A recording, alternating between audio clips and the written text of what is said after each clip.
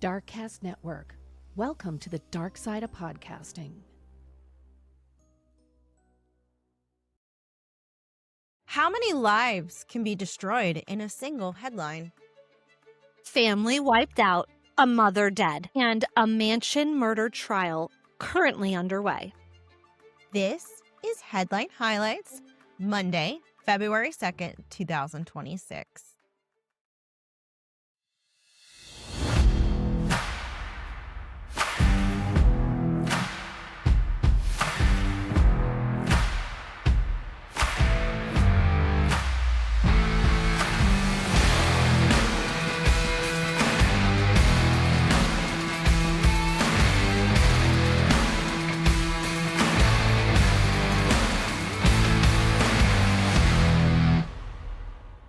Hi, everyone, and welcome to episode number 19 of Stop Who Does That? Headline highlights for Monday, February 2nd, 2026. We have a great show for you today.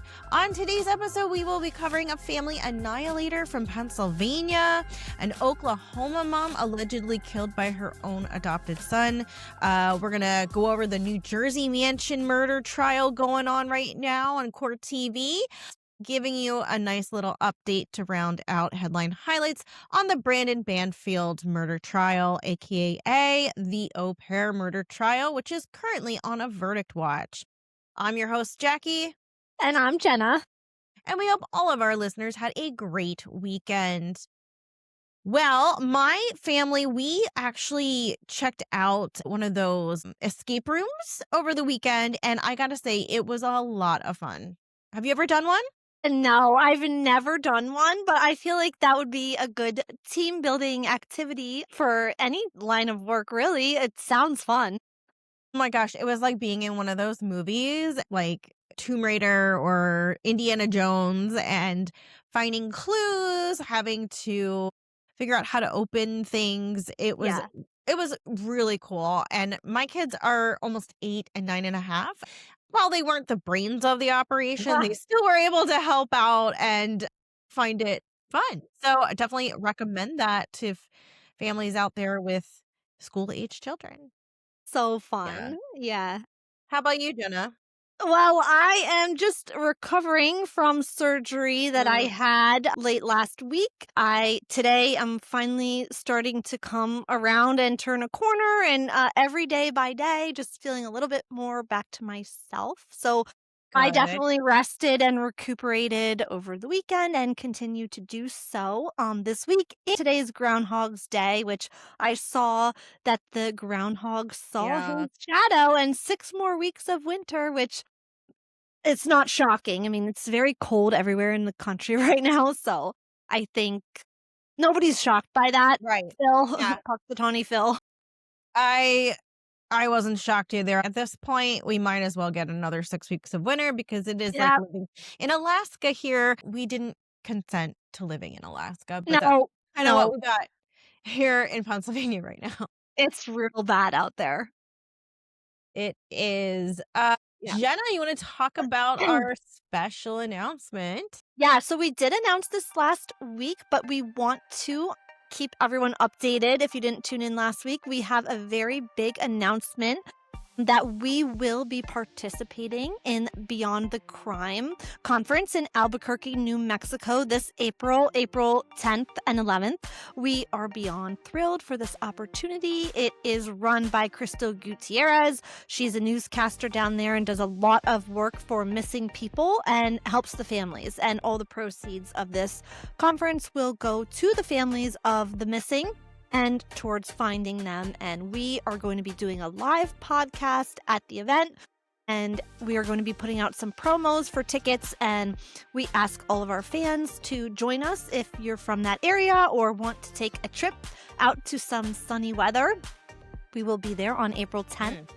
So we'll keep reminding you, but it will be a great way to meet us and see us do a live podcast in person. So I will keep you up to date on that, as well as just remember to keep sharing with your family and friends our podcast, Apple Podcast, Spotify, YouTube, our TikTok and Instagram. And if you could leave us a review on our Yes. Apple Podcast, we would really appreciate it, because that goes a long way with getting it out there and the support in the algorithm and getting Apple Podcasts to push it out there. So we would appreciate that as well.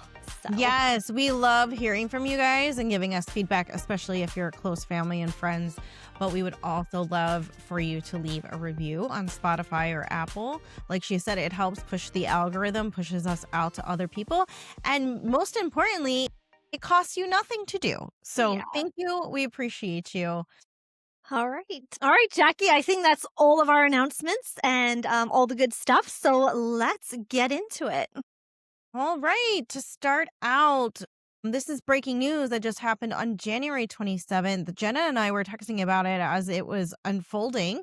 I was hearing updates on Facebook with the police entering the home as it was being shown in real time on our local news. So this is coming out of Bucks County, Pennsylvania.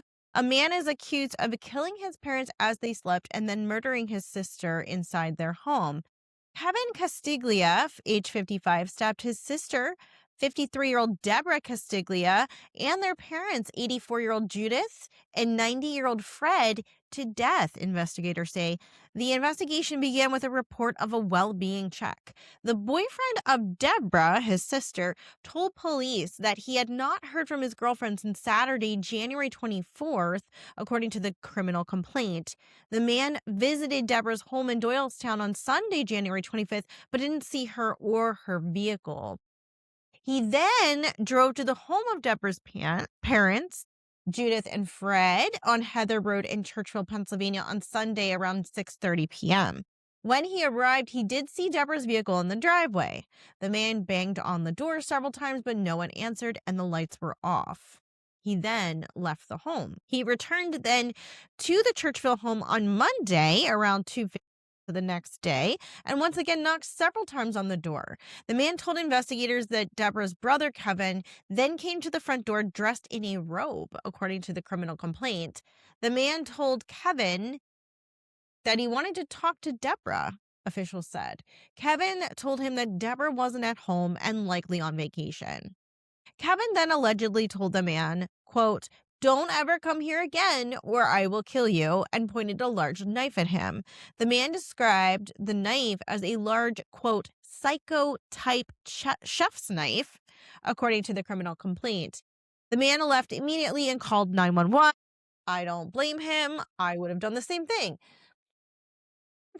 Township police then responded to the home on Heather Road and knocked on the door, but then got, again, no response. They called a number inside the home and received no answer. Then the officers called for Kevin to come out and come to the door. Castiglia opened the door while wearing the same robe and now holding two knives, one of which the police believed had blood on it, investigators said. Quote, when the police arrived, they were confronted by Castiglia, who was armed with two knives, one of which was already stained in blood, said Bucks County District Attorney Joe Kahn during a Wednesday afternoon press conference. Castiglia began speaking incoherently to the officers and didn't answer them when they asked about his family. Castiglia then pointed the knives towards the officers who shot him with a stun gun, according to the criminal complaint. The stun gun had little effect on Castiglia, who pulled the probes out of his body, slammed the door, and locked it, according to investigators. NBC 10 obtained video from a neighbor which showed a man, identified as Castiglia, staring from a window at the officers as they tried to get him to come outside. While being treated at the hospital, Castiglia told the doctor, "I heard someone," according to the criminal complaint. About 2 hours later, Castiglia allegedly told hospital staff, quote, "I killed my parents in their sleep, and I killed my sister when she found them." After being cleared from the hospital, Castiglia was taken to Northampton Township Police Headquarters, where he was processed and arraigned. While speaking with investigators, Castiglia admitted to stabbing his parents and sister to death, according to the criminal complaint. Investigators also recovered what they believed to be the murder weapon, according to Bucks County District Attorney Monica Ferber. Quote, "We have located one of the knives that we believe is the murder weapon," she said. Castiglia was initially charged with terroristic threats, possessing instruments of crime, simple assault, and recklessly endangering another person. He was then charged with homicide and abuse of a corpse. He remains in custody at Bucks County Jail after his bail was denied. He is scheduled for a court appearance on February 12th, 2026, which is in about 10 days. Online court records don't list an attorney right now who can speak on Castiglia's behalf. During Wednesday's press conference, the district attorney led a moment of silence for the victims, including Deborah Castiglia, who he described as a mother and beloved math teacher who worked in Centennial School District for the last 26 years. That was a lot to take in. I have a lot of thoughts. What about you, Jenna? Yeah, I do just want to mention that this literally just happened this past Wednesday. Like Jackie said, Jackie and I watched this unfold on live TV. We saw and watched the police storming the home that evening of the 27th. And we're watching the news and we watched this live. And we knew immediately this was going on headline highlights. Another family annihilator, alleged family annihilator in the books for headline highlights here. Yeah, I have a lot of thoughts, especially in light of our next deep dive, which is a case where someone was found not guilty by reason of insanity for something very heinous, kind of similar to what happened here. Very similar. I'm wondering, was there a psychiatric evaluation at the hospital? I'm hoping, right? I mean, Yeah, to be tased and pull the probes out, you have to be on something. This begs the question, if you're on drugs, are you temporarily insane? And I think they're going to have to do a psych evaluation on him. I just would like to know a little bit about his past as well as this moves Yeah. forward. Did he live with the parents? Was he always under their watch? Was he not functioning as a normal adult? Right, like, is there a disability going on here? Is there more to his background? I will say I am glad they used a stun gun. I feel like in light of what's going on in the world, right? I'm glad they used a stun gun because, he's clearly having a crisis of some kind. But yeah, I thought that was interesting that he just ripped the probes out. And it's like it didn't even affect him. So I'll be curious to see how this plays out. But I definitely want our listeners to remember this as we go into our deep dive on Friday, and compare and contrast the two stories here because it's quite interesting how. Keep in the back of your mind about the use of drugs and how it affects your inhibitions, because I think that played a part here and in our deep dive and in many other cases, but every case is so different. Like, think of back to Angie Mock. She murdered her elderly mother. Yeah. This is similar too. And she was psych evaluated and determined not fit to stand trials. I think every case needs its own evaluation. And I do want to mention that the boyfriend here in Deborah's boyfriend was a real hero. Yeah. He's the one that acted quickly. He knew something was wrong when he couldn't get a hold of her. He went as far as to drive to the parents' home. Yeah. And he's lucky to be alive, Jackie. Yeah, I know. I mean, what if he invited him in and then something happened to him? I mean, Yeah, he's very lucky. He that's a walked good away point. with his life, and he helped point the police in the right direction here before anything worse or this man went on a murdering rampage in the neighborhood. So, yeah, we'll definitely keep our eye on that court appearance next week. Yeah, for sure. Yes. All right, Jenna, what do you have coming out of Oklahoma, it looks like? Yeah, so we're going to another tragedy here. This just happened as well this past Wednesday on January 27th, the same day as the first story. So this is an Oklahoma mother that allegedly murdered by her own adopted son. Her remains were dumped in a trash can. She was a doting mother, steadfast in her Christian faith, we have found out from the Daily Mail. Her name was Spring Weems. Yes, that's her name, Spring, which is just Really Aw. lovely name. I never heard that before and I really like it. She was 49 years old at the time. She was killed at her large and beautiful home in Edmond, which is near Oklahoma City. Police were called to the quiet street in the Cascada Falls neighborhood after a fight involving a weapon broke out between her two teenage sons, believed to be Weems' adopted children. She had adopted them, I read, 11 years ago. So this is not, they weren't like newly adopted as a teen. She had adopted them when they were young, grade Yeah. school age. As officers broke up the fight, one youngster told officers the other killed his mother and placed her body outside in the polycart bin used for trash collection. Man.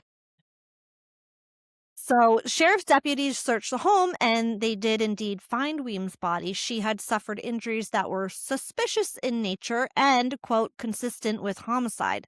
Weems lived alone with the two teenagers at her home and is understood to be their sole guardian. She was extremely involved in the children's lives. She boasted about their accomplishments on social media and would frequent their high school wrestling matches, her Facebook revealed. So, this seems, Jackie, like a very involved mother and a very proud mother, posting about their accomplishments, going to their games. Yeah. So it doesn't seem like they were neglected in any way. But the family is also believed to have been parishioners at the non denominational Evangelical Life Church. Spring Weems was very involved in the local church, and she publicly shared this and her faith in God on social media. Just 10 days ago, actually, she wrote a review calling out a Christian food pantry for alleged poor treatment of a homeless person. Authorities have not released the name or age of the suspected alleged murderer, but they confirmed Hmm. he lived in the home with Weems. So it was one of the two teenage Right. sons. Logan County Under Sheriff Tony Troy Dykes previously told the Daily Mail earlier Thursday that the teenagers were of the ages 16 and 17. So it was one of them. So it was one of them, and they're very close in age, and they lived at home with her. There is no father, just her and the boys. They did report that her adopted teenage son was booked into a juvenile detention center on a first-degree murder complaint in connection with her death. The Oklahoma State Bureau of Investigation said charges have not yet been filed, but he is booked, and like we know from Mm. the Jamie Sylvanik case, Right. Jamie was booked as an adult, and this teenage son was booked into juvie. And so Mm. now it's different states and different, ways of doing things there in the different states or Right. the Yeah. kind of crime. So, but it does make me wonder why he wasn't charged as an adult. So we'll find out. But the state of Oklahoma is working to find a safe place, a safe home for the remaining child. It's, quote, tragic because it involves our youth, one neighbor told KFOR. This is a great neighborhood. Kids are always running around, riding their bikes down the street, golf carts down the street. Weems' remains have been transported to the medical examiner's office for an autopsy to be carried out. So we will watch this story, and it's just tragic. Now the one son is left without his mother Anyone. and his brother. And I wonder if the two teenagers were fighting, Jackie, and she tried to intervene. Right. And got Was it an caught up in accident? between it. Yeah, yeah. Did she, did she really get in there in the middle of it and this was a total freak accident? Or did one of the teens just kind of lose his shit and take it out on the Yeah. mom? Well, I they don't know. also, I don't think it was mentioned like how long her body had been out in the trash. Like, No. was it multiple days or was it just that day? Yeah. Because I feel like it takes a lot of effort to move her body. I mean, I don't know. It's just kind of bizarre how they're reporting on it, I guess. It's Interesting, but I wonder if they don't know how she died given the fact that they're doing an autopsy? Yes, Maybe it's yeah. not very clear. I'm willing to bet they were fighting because one of them was mad at the other for doing what he did. You think maybe the fight was, like, after it happened? Possibly. Yeah, could Yeah, be. maybe he found out or I mean, for her to be found in the garbage bin, I'm like, that doesn't feel like something that happened that day. I mean, at least to me, but I could be wrong. It's weird.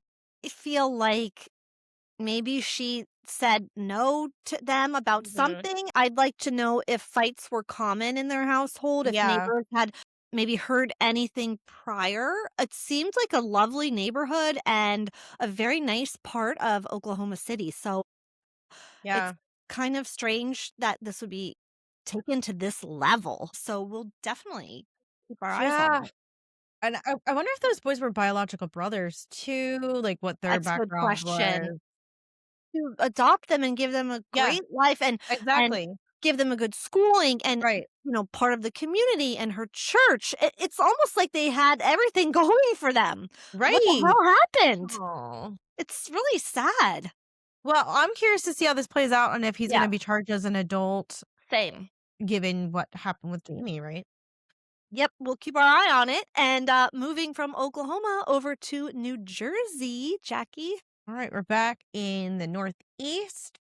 So right now on Court TV, there's the New Jersey versus Paul Canero mansion murder trials. I will say I probably haven't been following it as much as I should, but we're going to give you the down low on what's going Mhm. on there. So Paul Canero is a New Jersey man accused of murdering his brother and his brother's family before setting both of their homes on fire, is facing life in prison if convicted at trial. Paul Canero is facing multiple charges, including 4 counts of first-degree murder in the deaths of Keith, his brother, age 50, his sister-in-law Jennifer, age 45, his niece Sophia, age 8, and nephew Jesse, age 11.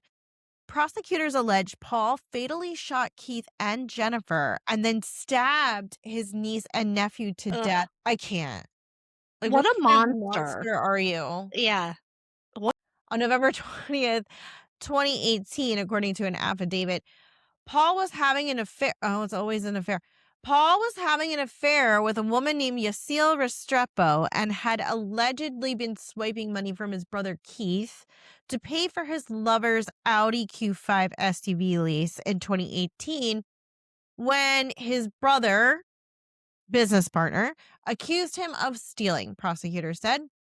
Canero also paid for Restrepo to travel with him twice to her home country of Colombia and for their jaunts to Las Vegas, North Carolina, Boston, and New York, Restrepo testified. The day before the murders, Keith had emailed Paul about missing money from the business accounts. A business associate told investigators that Keith also wanted to sell one of their 2 companies, and he was frustrated with Paul and the amount of money that Paul spent from their business accounts. An office manager also told detectives that the brothers had arguments over money. In a search of Paul's home, detectives found a container holding clothing and a latex glove with red stains consistent with blood in his basement. An affidavit says a 9mm unspent projectile was also found in the clothes. The same type of ammunition was located in Paul's home and used in the murders, according to investigators. Paul rejected a plea offer in 2024, according to the Asbury Park Press. Prosecutors reportedly offered to recommend he be sentenced to life without the possibility of parole in exchange for pleading guilty to 4 counts of murder, but I assume he did not take that plea. He'd rather see what happens at trial. I mean, Or already he this doesn't sound good for him. does he possibly think he would get anything better than life without you went on a murderous rampage and then you try to hide it by burning the homes down. So I don't know Yeah. what he's thinking here, but he is like a very clean cut man. He has glasses, short hair, wearing like a collared shirt and a sweater at the trial, and he looks like your average, businessman. I just, paints the picture of business Yeah. partners, and it's always women or money he was stealing from the business. Kevin probably confronted him, and instead of apologizing and saying, "Oh, you caught me. I'm so sorry. Let's make it right," he just decided to just fucking kill him and his wife and the kids. Whole family. Why did you have to do that? 4 Maybe, people. maybe there was some kind of life insurance money that if he took out all of them, Yeah. he would be next. Yes, he would be next to Uh, kin, maybe right? or and they could have had key man policies on each other from the business too. So Yeah. he could have been after the money. It's always women or money or I'm just jealousy. gonna Yeah. Yeah, so if a life insurance policyholder's spouse and children are deceased and no contingent beneficiaries are made, payout goes to the state and then follows next of kin, which would go first. There's like a hierarchy. First would be parents, which I would imagine they seem older. I don't think they would have living parents. Right. Siblings would be second. So if no parents are alive, the funds go to siblings. I guarantee that's why he killed the kids too. Good point. Wow. What a Yeah. piece of shit. Because I'm sitting there Yeah. thinking, why would you do that to the children? That's disgusting. I had to Yeah. stop because that's just like, Absolutely they would horrible. And today is day 12 of this trial. So we will be yeah, keeping our eye on it, and they should be closing, I would any think day now, yeah. by the end of the week. So maybe we'll have an update next week Right. on headline highlights about the Mansion murder trial. But yeah, this was a big one. So we'll I mean, he definitely definitely keep had our eyes. motive. He had motive, means, and the murder weapon, so he kind of fits all the criteria. I don't know. I need to Yeah. follow it a little bit more to see what forensic evidence they have, but it doesn't sound good for him. No. I wonder why they don't just take the plea. I mean, really. No, I feel like they just like to prolong the legal system Yeah. so they can just keep things going. They have nowhere to go. They're in jail. What do they care? It's something for them to do.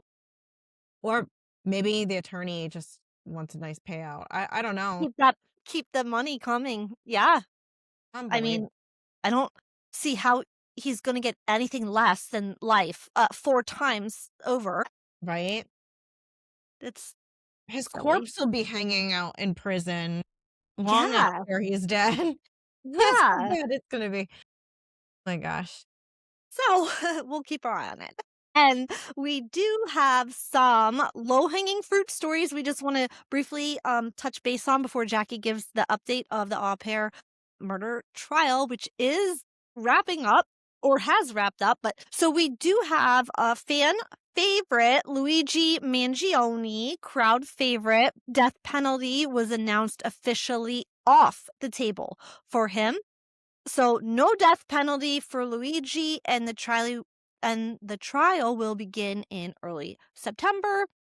Per The Guardian, the death penalty is off the table for Luigi Mangione after a New York federal judge dismissed the charges that were eligible for capital punishment in the case accusing him of killing the United Healthcare CEO Brian Thompson in New York in December 2024. In a written court order Friday, U.S. District Judge Margaret Garnett dismissed counts 3 and 4 against Mangione, including murder through use of a firearm, which carried a potential death sentence, and weapons charge, too. She said she felt constrained by U.S. Supreme Court precedents to dismiss the murder charges, saying they were legally, quote, incompatible with the 2 stalking charges the defendant still faces. Know what That's that a lot of legal stuff going on yeah, there. They basically are taking off, like, the murder through use of a firearm somehow and are keeping the stalking. you know what, Jenna, remember, they might be because he wasn't read his Miranda rights when they went through his bag. Yes. Didn't they Yes. find the weapon Yes. in the bag? So I Yes. wonder if that stuff is like because it's on such a they're not sure if they can use it. Maybe that's why they're just throwing that out. It must be because that they did go back and say it all had to do with the Miranda rights and reading of them and the time frame Right. of all of that. So yeah, you're right. They probably can't use it. They can't use any of that. But they can do go with the stalking Mhm. charges. And his trial is now set for September 8th. So that'll be a big one coming at the end of summer. He previously pleaded not guilty to the murder weapons and the stalking, and he Right. still faces so it seems like the federal stalking charges are what's the biggest thing Mhm. he's facing here. They will charge the defendant with causing Brian Thompson's death under 2 federal stalking laws. I don't see how you can charge someone with murder from stalking, but I think that's what they're going to attempt to do. And they each Yeah, it carry. sounds like legal technicalities. Yeah, but and then I'm reading that they each carry the maximum punishment for each of those offenses of this federal stalking is life in prison. So it's almost like Yeah. they're just going to legally charge him or get him on that, and that way they'll get him the life in prison on that way since they messed up with the Miranda rights. Gotcha. We'll see. Okay. That case seems to have a lot of crazy updates happening all the time. So I wouldn't be surprised if something else comes up before September. I mean, he has an amazing attorney, and she's probably just going down the list of all the technicalities that she can get off the table for him, clean up Yeah, all the charges, and get him the least amount of charges yeah, for sure. possible. I think their goal is always to get them to keep them alive, basically, get Yeah, the death penalty off the table, and she accomplished that. So, yeah, you yeah. know, Our next update, I want to give a quick update on Gabby Petito's family. I followed Gabby Petito's story since happened, and I remember watching like the live yeah, footage of Brian Laundrie and the hunt for his body and the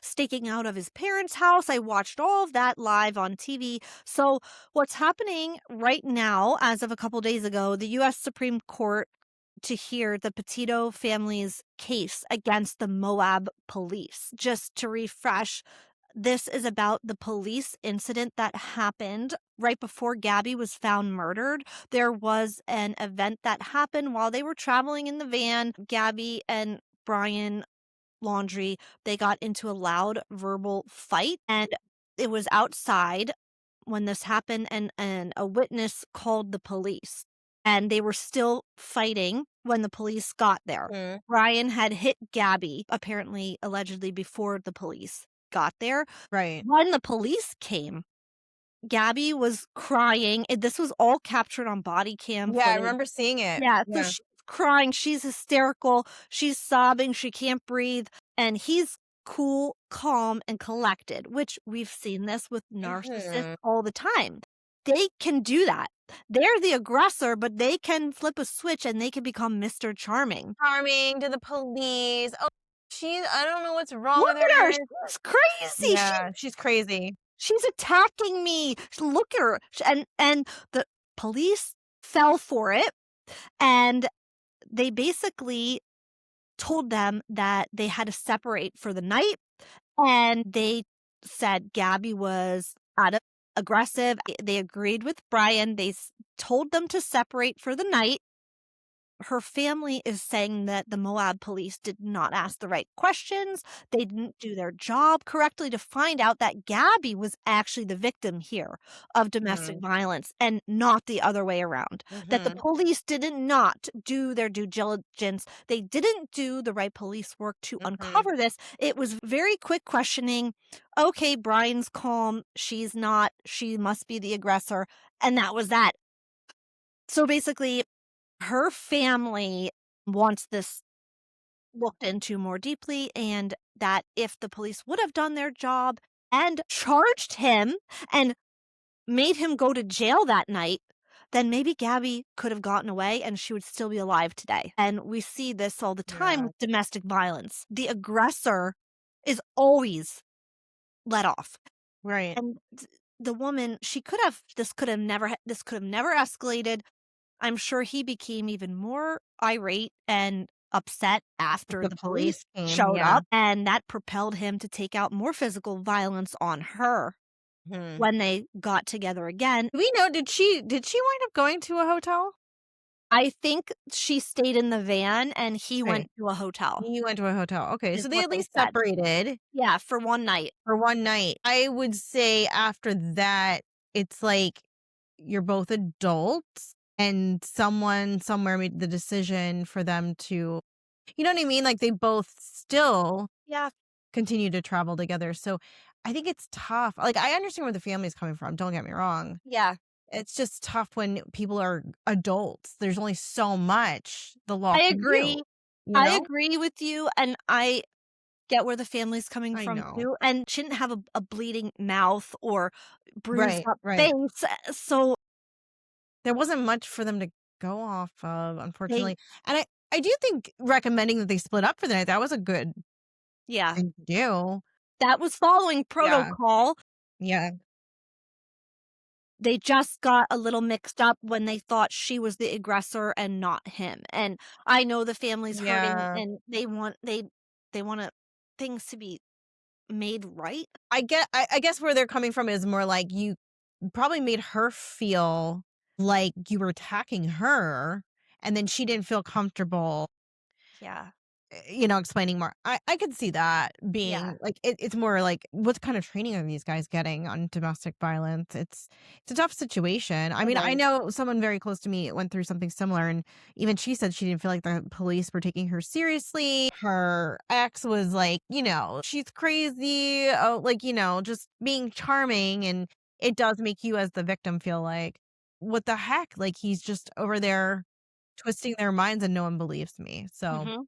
I could Yep. definitely see that. That kind of reminds me, another little low hanging fruit along the same vein is that the family of Kaylee Gonzalez from the Idaho 4, they are taking out a lawsuit against the University of Washington because there were over 14 complaints on Brian Koberger. And Yeah. they feel that had University of Washington done something, perhaps the crimes would not have occurred either.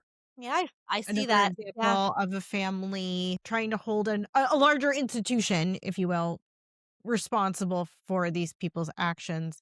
It's hard to say. It's hard to say for any of us to say really what's right or wrong here. Mhm. I see where they're coming from, but I just wonder legally like where this is going to go for both of them.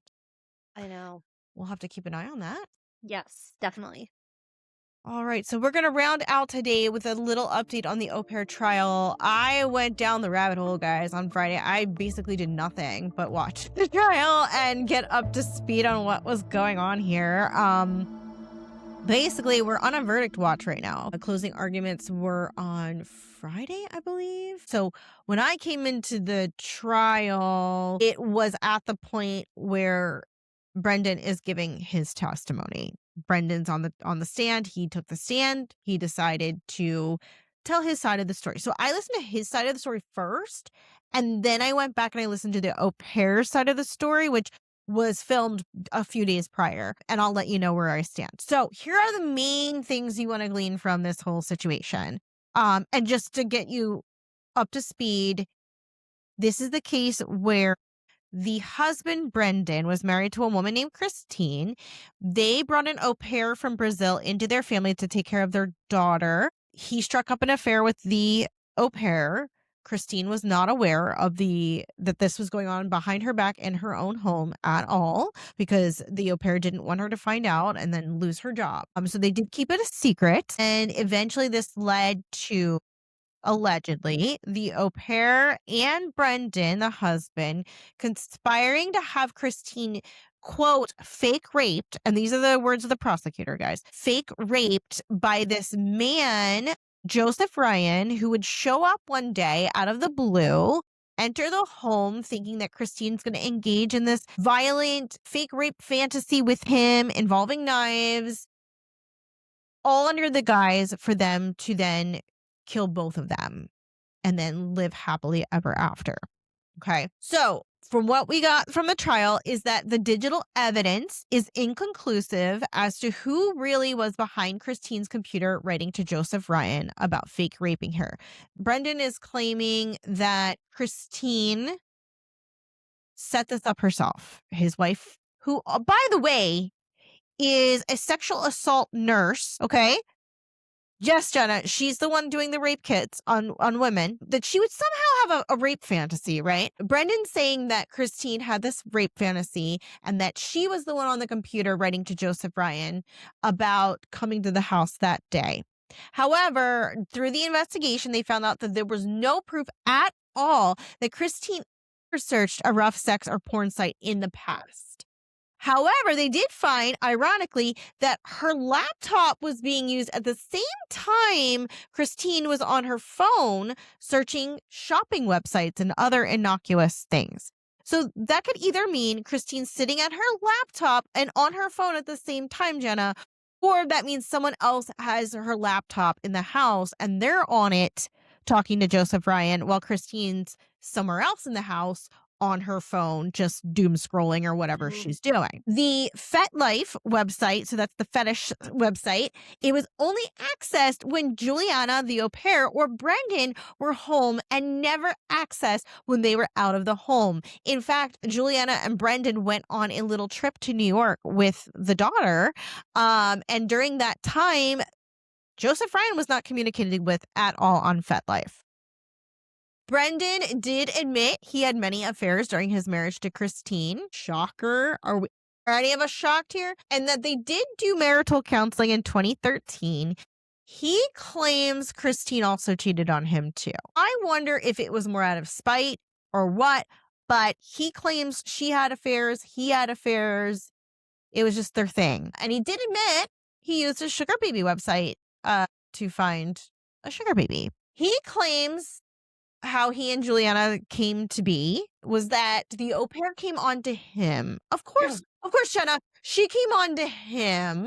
Blame the women for everything. Yeah. I was getting pissed listening to this. He goes, they're like, so, how did this relationship come to be? And he's like, well, Christine would be at work and I'm sitting there making dinner one night and Juliana's talking to me about her love life and telling me about these guys she was meeting on Hinge or Tinder. And I started to realize that they all had similar names as mine, like Brennan or Brandon or Braden. And when she talked about her ideal man, it sounded like me. My God. That's Are funny. you fucking kidding me? That's funny. Right. Okay. What a freak. So the night they started having this sexual affair, he says, we were talking and then I decided to go up to bed. I said, well, I'm going to go to bed now. And as I'm walking upstairs, she's following me. And then I start walking towards my bedroom and she's following me. And then we stopped. And this is what he said. We had a, quote, conversation, a brief conversation. And then she entered the bedroom with me. He didn't give us the details on this conversation, right? He had to have invited her in. He had to have. I'm telling you. Yeah, I don't believe a one word this man says about anything. Right. So then, obviously, they start up this affair. It started sometime in August, or I want to say it was between August and October. The murder happened in February. So this went on for a while. He says Christine had no knowledge. Juliana didn't want her to know. Now, fast forward to the days of the murder. It's the day after his birthday. Okay. Mm-hmm. He had an important work meeting with his supervisor that would lead to him to possibly getting a promotion. He said he and Christine had a brief conversation that morning. He left that morning wearing jeans, notably, which was called into question. They're like, well, if you're going to be going to a big meeting at the IRS, why would you be wearing jeans? So he says he went to McDonald's to get his breakfast before going to work. And that's when he got a phone call from Juliana, who said that there was a weird man in the driveway. He thought, and this is where he pisses me off even more, he thought it was just a person that Christine was having another affair with. But still went home to figure out what was going on. When he got there, Juliana and his daughter were in the basement hiding. And which, by the way, Juliana said in her testimony she was loading the daughter up in the car when she saw the guy arrive. But, somehow you wind up in the basement. Why would you go in the house? I have no idea. So they're in the basement hiding. He comes in. He hears noises coming from upstairs that sounded like skin-on-skin contact, a.k.a. sex sound. Said. He went upstairs, pulled out his gun, and said police. He walked in and found Joseph on the floor, fully clothed, by the way, behind Christine, who was nude. I don't know how you're hearing skin on skin when one's clothed and one's not. Christine yelled, "Brendan, he has a knife." And then Brendan shot Joseph. So when he shot Joseph, he got him in the head, but it only incapacitated him. It did not kill him. And then Brendan can't remember how Christine got her stab wounds, but thinks that Joseph like stabbed her somehow before he shot him. I found his testimony about that to be very vague. Like he was like, "Oh, I don't remember. Like I don't know. Like somehow he stabbed her." And she's got all these gouges in her neck, right? Okay. Then he claims he put pressure on Christine's neck and used a towel that 911 told him to use. And she died while saying, "I love you. I'm sorry."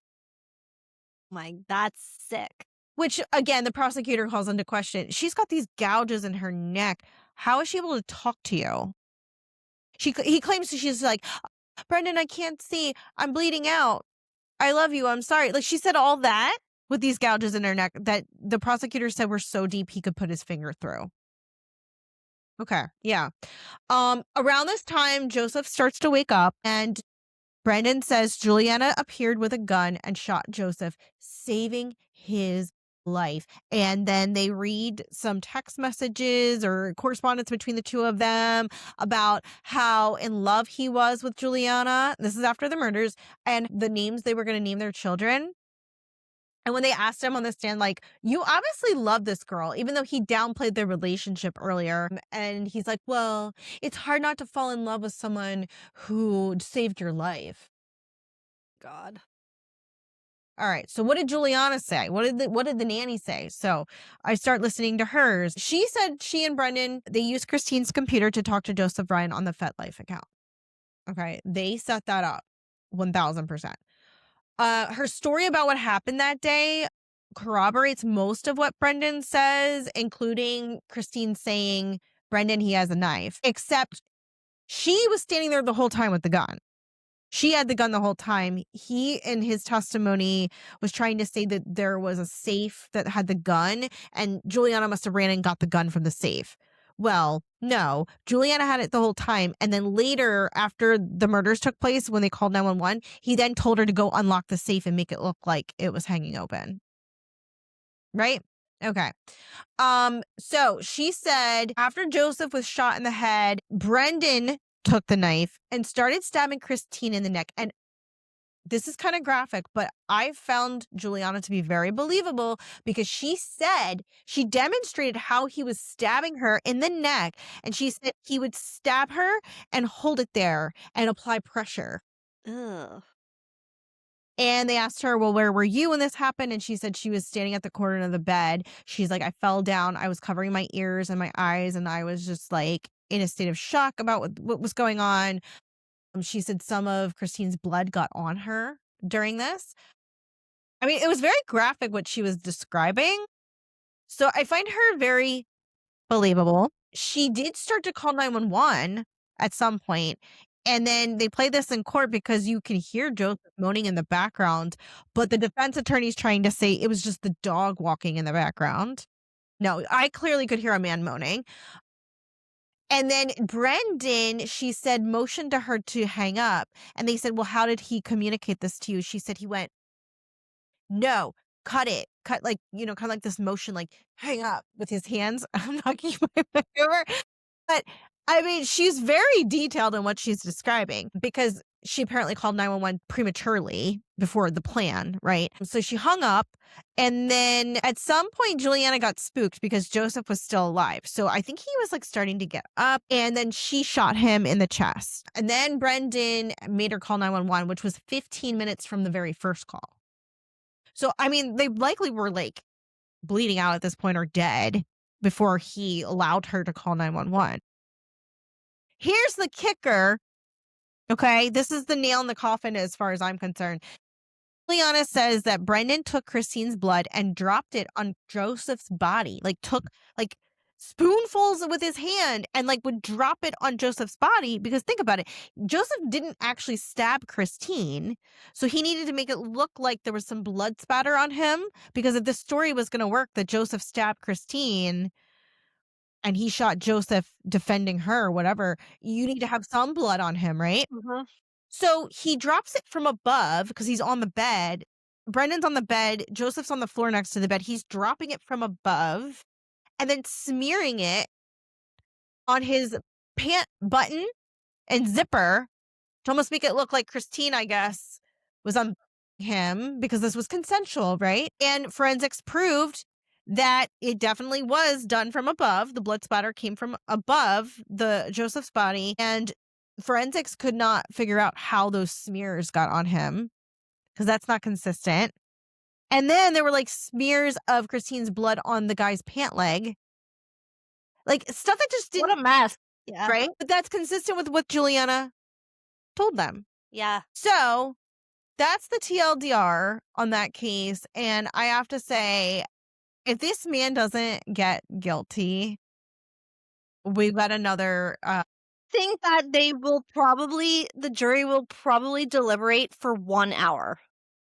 Well, I don't know. They've been back there since Friday. And as far as I know, let me check Google in real time and see if there's a verdict. Yeah.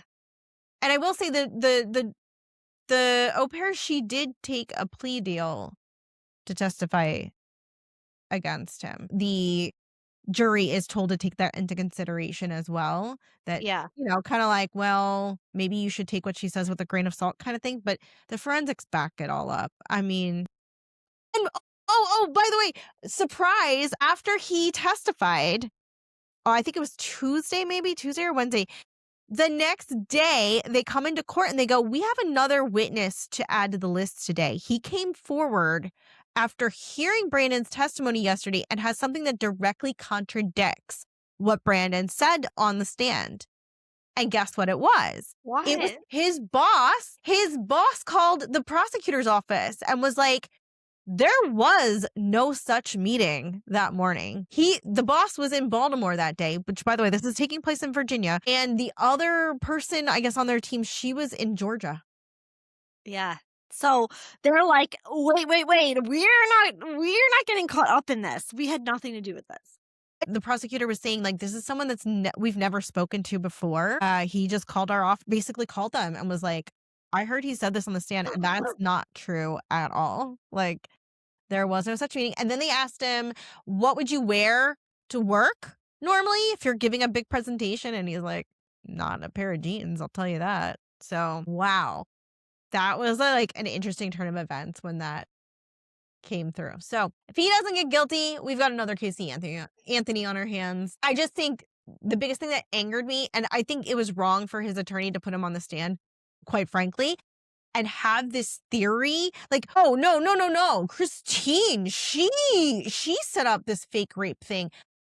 Bro, why don't you blame the au pair back? Yeah.